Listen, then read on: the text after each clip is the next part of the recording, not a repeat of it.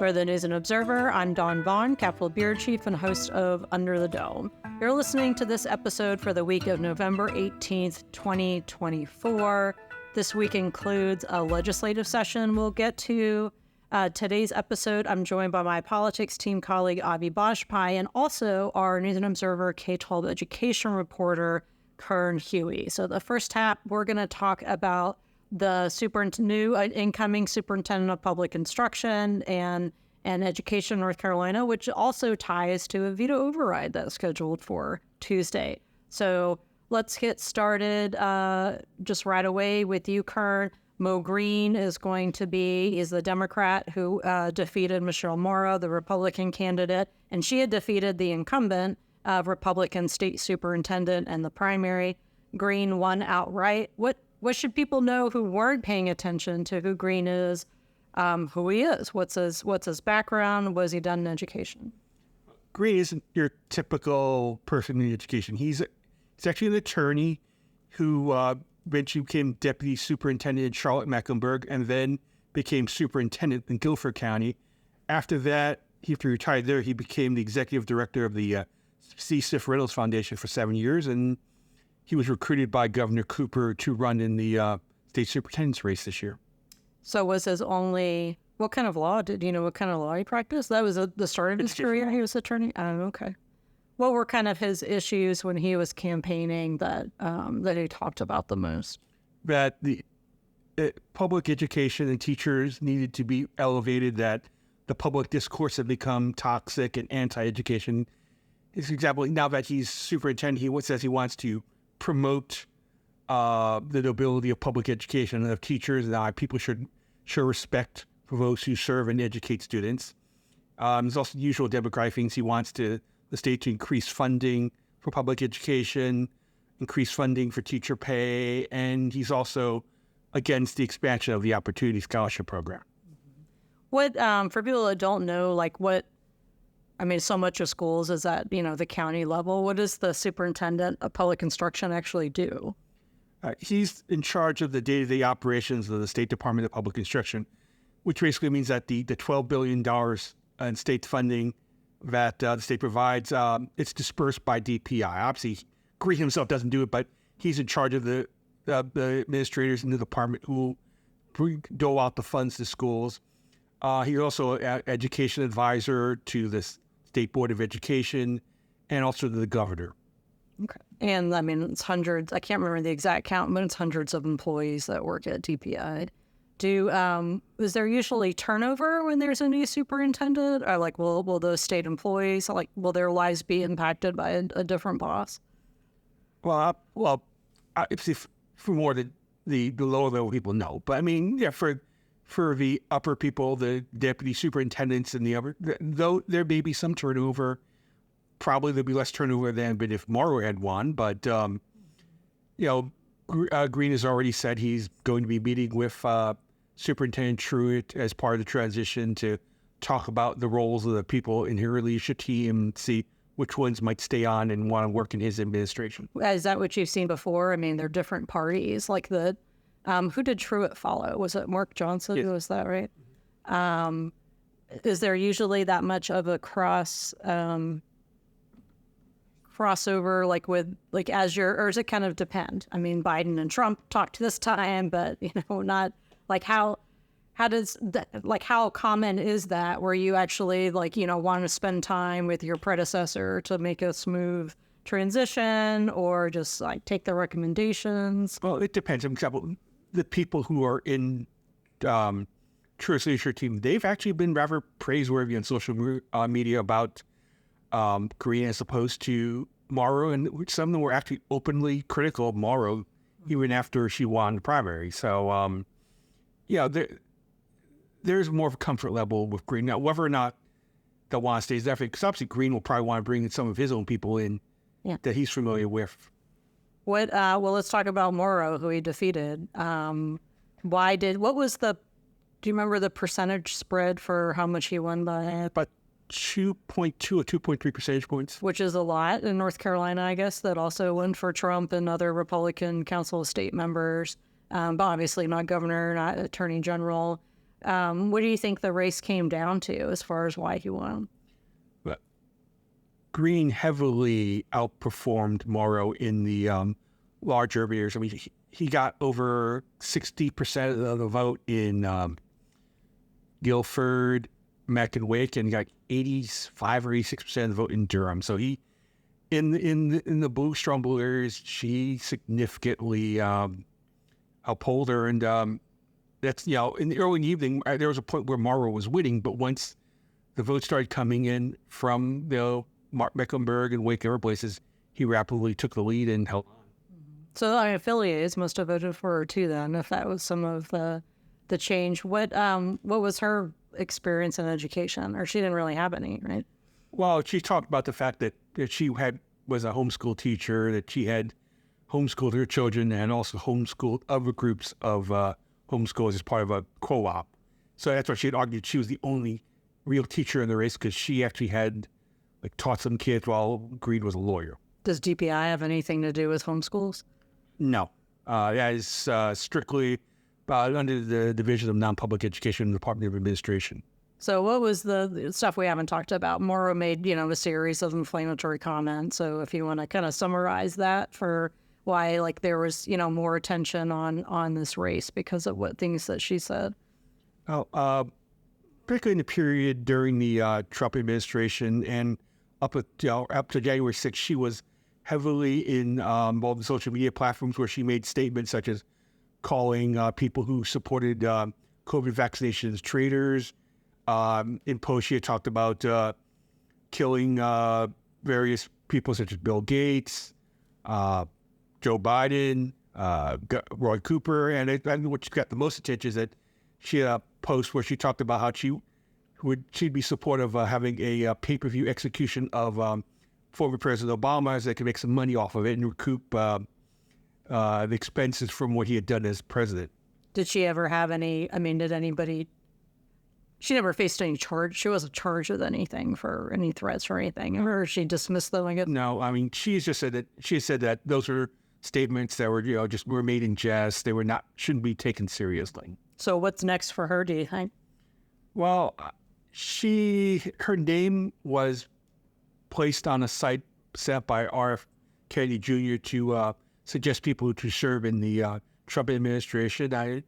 She has said that she'd be interested in a job in the Department of Education, perhaps even potentially as this U.S. Secretary of Education. So whether or not that happens, we'll see. There are other more prominent people such as Tiffany Justice, one of the co-founders of Moms for Liberty, who's also been floated as a name for that post. So there's also been discussion, right, that there wouldn't be a Department of Education. What would the practical impact be if that actually happened? Well, even if Trump was to dismantle it, it won't happen overnight. Someone's got to be over there to preside over it being shut down and all the agency employees. But probably the main thing is that someone else would have to take over providing of the funds that the federal government provides. Some other agency would have to handle it. Okay.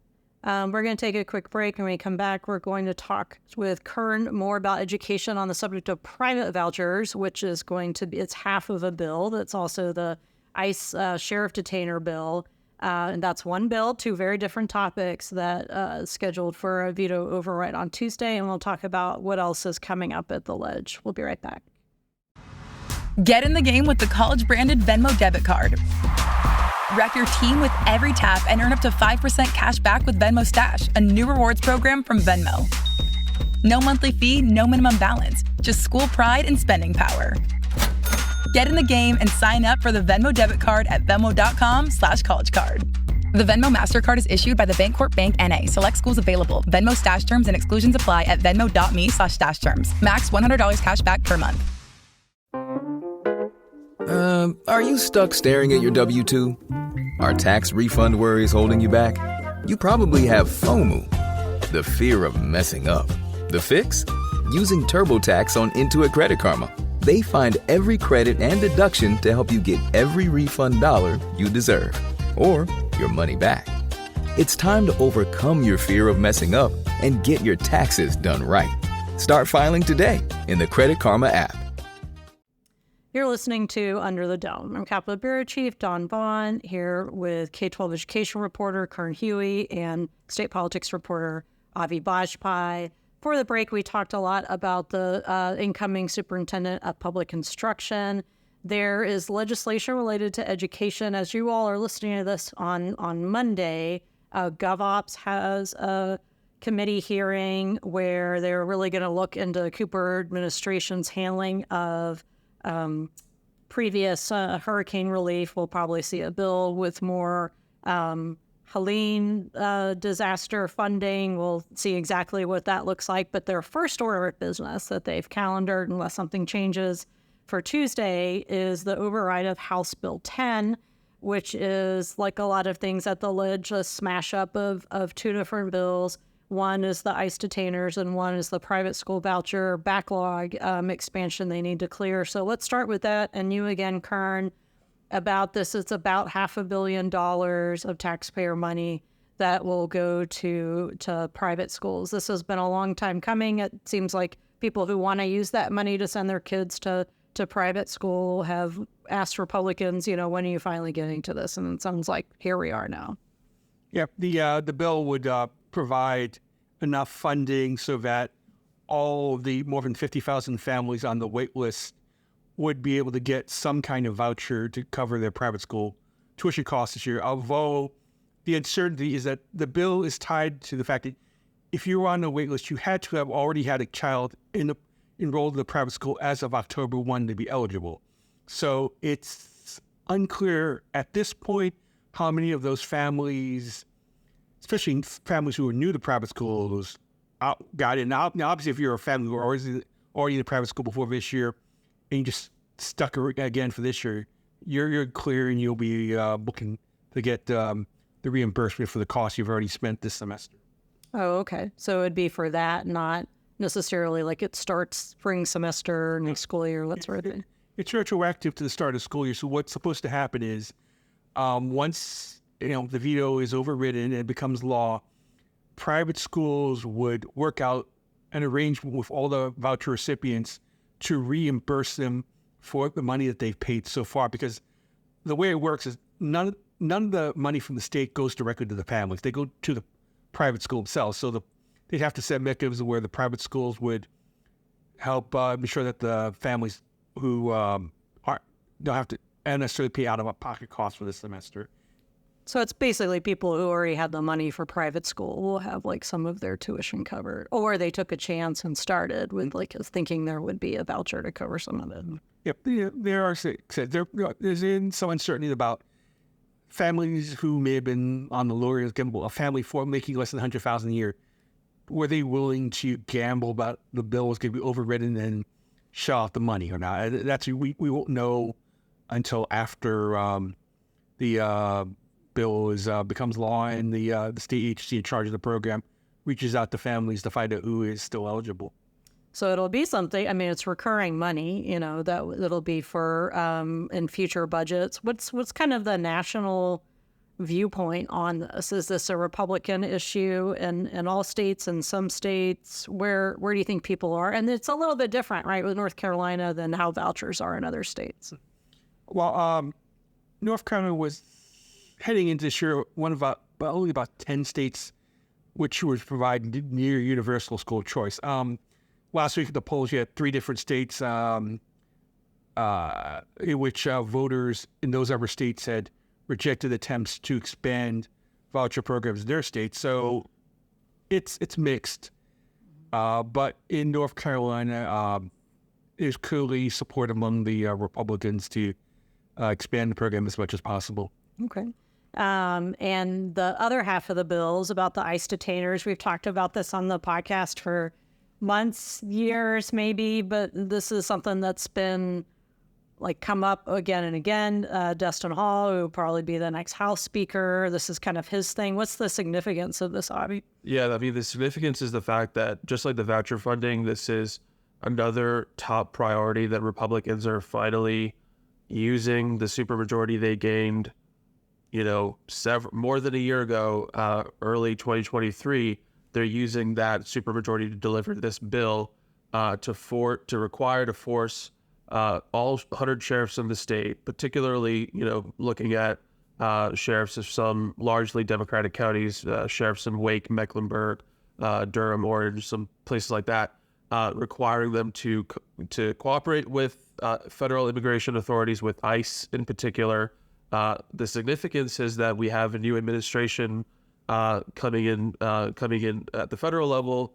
The Trump White House, Trump administration. He's the former president-elect is already preparing. He's already named his some of his key staff when it comes to sort of border security and what he's vowed during this past election cycle to be the largest deportation effort in U.S. history. So that's really significant that as this administration is preparing to come in at the federal level, you have North Carolina Republicans finally delivering on something that they've been trying to do since the 2018 midterms. And that they've been campaigning on for years, too. For years, and this bill has been, when it was a standalone ICE cooperation bill, has been vetoed twice before by Governor Cooper. You're going to have a new Democratic governor coming into office, likely with this bill being enacted into law. So it's going to set up, I think we're getting ready for immigration to really be, even after this bill passes, immigration is going to continue to be, by virtue of the Trump administration being back in office. This is going to be a top issue going into next year's session. And Helene, which will come up this week, is also going to be a major topic of, Senator Ralph Heiss, whose own district has been impacted by it and is one of the top budget writers in the Senate. He mentioned this is going to be a big part of the budget conversation. Governor Josh Stein said, Helene, recovery is going to be a big part of his administration. So we'll see a lot of that too. And then there are known unknowns this week as far as what else might be inserted in bills, what else they want to pass, because the supermajority edge is so thin. I want to leave room for, we've got some interesting headliners of the week that are not about, maybe politics adjacent. Avi, I'm going to start with you. What's your headliner this week? So I'm actually going to go with something that has been sort of an issue that I know Dawn has brought up in the newsroom quite a bit. First with Threads earlier this year, and now with Blue Sky, which there were reports this week that there was like this huge kind of wave of migration from X, formerly known as Twitter, to Blue Sky. I'm one of the few people who has not set up an account yet. I know that Dawn has led a charge to persuade people in the newsroom to do that. I kind of have this feeling of I already was trying to slim down how many social media apps I had on my phone. So I kind of have this feeling of if Twitter, if X is on its way down, if it's a sinking ship, I'm gonna go out with the sinking ship. I'm not gonna. Well, as of now, I'm still. It's not going away. And my pitch and Threads is a little too I don't know. It's a lot of story time complaining. I found I posted there a couple times, but to quote The Little Mermaid, I want to go where the people are, and to quote Ariel. And if that's where the people are, and we don't if we want to use social media, if it helps our work or whatever your reporting and your information and your interaction, whatever you want to use it for, we don't have a mandate at work or anything here. Maybe some places do. Then, you go ahead and use it. So Twitter has been a dumpster fire for a long time, but it's still useful. So I'm still around, but I feel like Blue Sky is a little less on fire in a dumpster way right now. And there seems to be a migration there. I think just things are going to just spread out as far as people's use. We're almost out of time, so I'll go quickly through with mine and Kern's. Mine is, I had jury duty this week, and I'm a Wake County resident. So I was called up at the Wake County Courthouse, and I usually don't cover the judicial branch. So it was interesting to do my civic duty on that side. I know all about the case I would have been on, but wasn't called in that final pool. But I spent 2 days at the courthouse, and it's really cool inside. And it has a cool carving in the lobby of the North Carolina Constitution about government being by the people. So that's my headliner. The Wake County Justice Center because whenever you do a new building and there's another, same way the legislative building is not the Capitol, that sort of thing. So, all right, I'm going to move over to you, Kern. What's your headliner? Well, on Saturday, we're going to have the 29th annual American Indian Cultural Celebration in downtown Raleigh. Well, this year, because of the Museum of North Carolina Museum of History is closed, it's going to be hosted by the Museum of Natural Sciences. So we'll have thousands of people there for all the events. The indoor events are going to be in the Museum of Natural Sciences. Although the challenge is always going to be, it's the same Saturday as the Raleigh Christmas Parade, so get there early and look for parking, because if you're not, you're going to have a lot of walking to do. But it's a major event. It's a great way to learn about Native American culture. There's lots of dances, lots of discussion of culture events. The panels are always interesting, and also usually a number of pretty good vendors offering authentic food. So it's definitely well worth the day. You and I saw each other there. I think it was like last year. We were just like getting close, watching, maybe it was the drum circle or one of the other activities. And it starts after the parade. So if you're already there, it's the perfect timing that it's already going on, and a pretty cool thing about North Carolina culture. So you've gotten me hyped for it. So I'll be there too. All right, we are out of time. I'd like to thank Keung Hui, our K-12 education reporter, for being on, and we'll have you on again with more education discussion. And as always, Avi Bajpai from our politics team. I'm Dawn Vaughan, and for the News and Observer and our producer Laura Brache too. Thanks for listening, and we'll talk to you next time. For more from our politics team, subscribe to the News and Observer at newsobserver.com/subscribe.